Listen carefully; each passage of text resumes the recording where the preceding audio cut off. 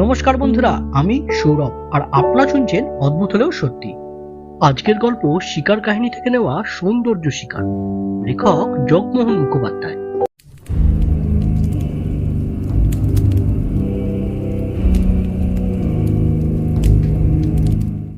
লতেহার station থেকে 18-20 mile দক্ষিণ পশ্চিমে সরজুর জঙ্গল।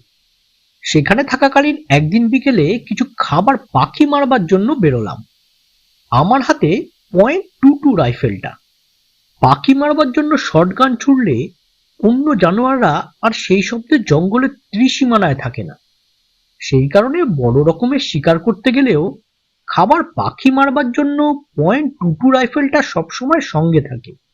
এতে শব্দ বেশি হয় না, সুতরাং অন্য শিকার হাতছাড়া হবার ভয় থাকে না। বিকেল তখন প্রায় শেষ হয়ে এসেছে। ফরেস্ট গার্ড আর আমি দুজনে যাচ্ছি। ঘুরতে ঘুরতে বাংলো থেকে বেশ খানিকটা দূরে চলে এসেছি। সামনের দিকে আর কিছুটা গেলেই একটা খাদ পড়বে। খাদের পর থেকে শুরু হয়েছে পাহাড় আর জঙ্গলের সীমারেখা। এদিকেও খাদের গা ছুঁয়ে এক সারি ঝোপ আর জঙ্গল। পশ্চিম আকাশে ক্লান্ত সূর্যদেব যাই যাই করছেন। তখন নরম আভা মেখে সমস্ত গাছপালা নিথর। আদিগন্ত শূন্যতায় অদ্ভুত এক অরণ্যের মায়াবী আঁচল বিছানো। বাতাসে অদ্ভুত এক আমেজ। খাদ থেকে হাত 30 দূরে আমাদের দিকে ছোট একটু ঝোপ মতো। তার ভেতর আকাশের দিকে ঋজু শরীর তুলে প্রহরীর মতো দাঁড়ানো গোটা 3-4 বিশাল গাছ। ডাল আর ঝোপ দেখতে দেখতে চলেছি। এ পর্যন্ত তেমন কথা হয়নি। দুজনেই প্রায় নীরবে পথ হেঁটেছি। ঝোপটার নিকটবর্তী হতেই ফরেস্ট গার্ড বলল, ওই বড় গাছগুলোর কোনো একটার মাথায় হরিয়াল ডাকছে। ওর কথা সত্যি। আমার কানে সেই শব্দ ভেসে এলো। তাড়াতাড়ি শব্দ লক্ষ্য করে আন্দাজে একটা ঝোপের কাছে এসে ঝোপটাকে ডান পাশে রেখে একটা বড় গাছের নিচে গিয়ে দাঁড়ালাম। আমার দৃষ্টি এতক্ষণ গাছের ডগায় নির্দিষ্ট ছিল। পায়ে ছিল হান্টিং টেপস। পা টিপে টিপে চলে এসেছি। কোনো শব্দ হয়নি সেজন্য। ওই গাছটার অবস্থান একেবারে কোণের দিকে, যেখানে ঝোপটা শেষ হয়েছে। যার কয়েক হাত বাদেই খাদের এদিকে ঝোপের শুরু। গাছটার নিচে এসে দাঁড়িয়ে খুব মনোযোগের সঙ্গে হরিয়ালটা কোথায় লক্ষ্য করছিলাম। নিচের দিকে আমার খেয়ালই ছিল না।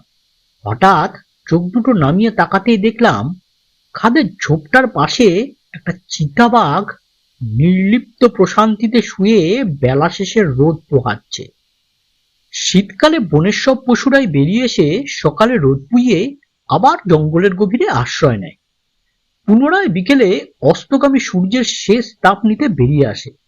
আমেজে শরীর তাজা করে নির্জনে। এরকম অল্প দূরে এমন অজান্তে ও প্রস্তুতহীন অবস্থায় আমাদের মধ্যে দেখা হয়ে যাবে তা একবারও ভাবতে পারিনি। আমার হাতে .22, যা দিয়ে এই আসন্ন মোলাকাতকে অভ্যর্থনা করা যায় না, এবং এরকম বিপদে নিস্তারের আশাও করা সম্ভব নয়। উল্টে এর গুলিতে চিতা আহত হলে বিপদের সম্ভাবনা আরো বেশি। তাই খানিকটা বাধ্য হয়ে এরকম বিপদের হঠাৎ আগমনের বিহ্বলতায় পাথরের মতন সেই বৃক্ষের নিচে দাঁড়িয়ে রইলাম। হরিয়ালের চিন্তা তখন মন থেকে মুছে সাফ হয়ে গেছে। চিতাও বোধ হয় আমাকে দেখতে পেয়েছিল। আমার বিহ্বলতা করুণ হয়ে হয়তো ওর চোখে ছায়া রচনা করেছিল। সে বেশ রাজকীয় গুরুগম্ভীর চালে উঠে পড়ল। তারপর হেলতে দুলতে আস্তে আস্তে ঝোপের মধ্যে দিয়ে খাদের দিকে নেমে গেল। আমার দিকে এলো না। আমাকে আক্রমণ করবার কোনো ইচ্ছাই তার ভাবভঙ্গিতে ফুটল না, যেন উপেক্ষা করে চলে গেল। আমি তখনও ঠায় দাঁড়িয়ে, কেমন যেন উপলব্ধি শূন্য, চেতনাহীন, অবশ হয়ে গেছি। ইতিমধ্যেই ফরেস্ট গার্ড এসে উপস্থিত। তাকে দেখে আমার খানিকটা সাহস বাড়ল, সার ফিরে এলো। সে প্রশ্ন করল, কি হয়েছে? আদ্যপান্ত ঘটনাটা খুলে বললাম। উত্তরে সে বলল, সাহাব, নসিব কা ফির মে আব বচ গয়ে। ওর কথা ঠিকই। আমার অবস্থাটা যদিও খুবই বিপজ্জনক ছিল সন্দেহ নেই, কিন্তু যে অপূর্ব দৃশ্য দেখেছি তা অবর্ণনীয়। প্রশান্তির সঙ্গে শক্তির মাঝে সুন্দরের এই নির্লিপ্ত ভঙ্গি স্মৃতির সরণিতে আজীবন উজ্জ্বল হয়ে থাকবে। চিতার কাঁচা হলুদ রঙের পর সূর্যের সোনালি আলোর প্রলেপ অরণ্যের একান্তে এক অদ্ভুত স্বর্গীয় সুষমার রচনা করেছিল। মৃত্যু ভয় ভুলে আমি বর্ণ সমারোহে ডুবে গিয়েছিলাম। সেই সঙ্গে চিতার নির্ভীক বলদর্পী আচরণ, ঝোপের অন্তরালবর্তী বিলীয়মান তার শরীরের সৌষ্ঠব, আভূমিলুণ্ঠিত লাঙুল, শক্তির ইঙ্গিতবাহী সুগঠিত পেশি, নিটোল পশ্চাৎভাগের গড়ন ও সঞ্চালনের সঙ্গে বিকেলের মরণোন্মুখ রোদের হলুদাভা যে দৃশ্যপটের উপস্থাপনা করেছিল তা তুলনাহীন। মুগ্ধ হয়ে আমি যেভাবে তা উপভোগ করেছি সে কথা বলে বোঝানো অসম্ভব। শুধু শিকার জীবনের স্মৃতির থলিতে তা পড়ে আছে। অতীতকে কাছে পাবার জন্য এখনো সেই রোদ, সেই শরীর, সেই দৃশ্যকে মাঝে মাঝে মনের মধ্যে নাড়াচাড়া করতে পারি। ঠিক এরকম ঘটনা আরো একবার ঘটেছে। সেবার বরাকর নদীতে চকা আর গ্রে ল্যাগ গুজ বা পুনরাজ হাঁস মারতে গিয়েছিলাম। জান কবুল করে দুদিনের চেষ্টাতেও একটাও পাখি মারা পড়ল না। ইংরেজিতে একটা প্রবাদ বাক্য আছে, চেজিং ওয়াইল্ড গুজ। লোকে কথায় তার ব্যবহার করে, আর আমরা কার্যত প্রবাদটিকে প্রমাণিত সত্য বলে মেনে নিলাম। সত্যি আমাদের ভাগ্যে চেজিং দি ওয়াইল্ড গুজই সার হলো। পরপর দুদিনের অকৃতকার্যতায় মরিয়া হয়ে উঠেছিলাম। তৃতীয় দিন ঠিক করলাম অন্ধকার থাকতে থাকতে সকলে গিয়ে এক এক ঘাঁটি আগলে বসে পড়ব। রাত ফর্সা হয়ে গেলেই নির্বিবাদে হাঁস মারা যাবে। কথা মতো সেই ডিসেম্বরের কড়া শীতের উন্মুক্ত বাতাসে হিহি করে কাঁপতে কাঁপতে নদীর পশ্চিম তীরে অবস্থিত উঁচু ডিবির আড়ালে এক এক জায়গায় যথাসম্ভব শরীর গোপন রেখে সকলে বসে পড়লাম। ক্রমে উষার অরুণাভা পূর্ব দিগন্তের স্মৃতিতে সিঁদুর ছিটিয়ে অন্ধকার থেকে জগৎকে মুক্ত করল। নদীর বুক থেকে রাত্রি মুছে গেল। মাথার উপর দিয়ে দু চারটে কাক আর ফিঙে পাখির দল নাচতে নাচতে নতুন দিনকে আহ্বান জানালো। সেই সঙ্গে ঘুমন্ত প্রাণীর প্রাণে জাগরণের বাণী জাগল। আকাশের লাল রং গাঢ় হলো দেখতে দেখতে।